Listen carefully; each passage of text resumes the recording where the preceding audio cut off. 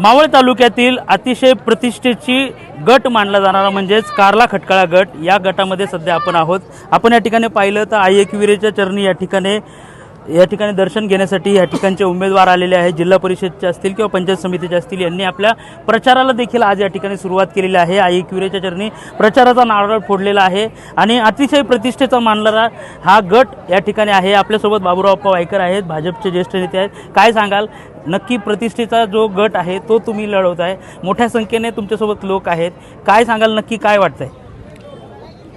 प्रतिष्ठेचा वगैरे हा गट काही नाही आहे। आम्ही जिल्हा परिषद सभापती असताना मी संपूर्ण तालुक्यामध्ये विकासाची कामं केली। त्यामध्ये शेतकऱ्यांचे प्रश्न असतील, करोना काळामध्ये देखील कामं केली, पाण्याचे प्रश्न असतील, महिलांचे प्रश्न असतील, लाईटचे प्रश्न असतील, हे सोडवण्याचं काम केलेलं आहे। इथून पुढच्या काळामध्ये निवडणुकी प्रतिष्ठेची होणार नाही।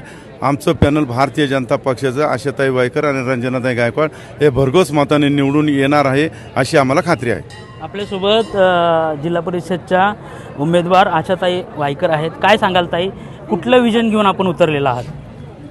केंद्रात आणि राज्यात भाजपची सत्ता आलेली आहे, तर भाजपनी जलजीवनचा प्रकल्प केलेला आहे, तो आम्ही कारला खटकाळा गटात आणू आणि पूर्ण करू। आणि काय वाटतं, एक महिला आहात आपण, महिलांसाठी काय नवीन योजना आणणार? महिलांसाठी सुलभ शौचालय वगैरे आणि आरोग्यविषयक अशा भरपूर सुविधा आणू आम्ही।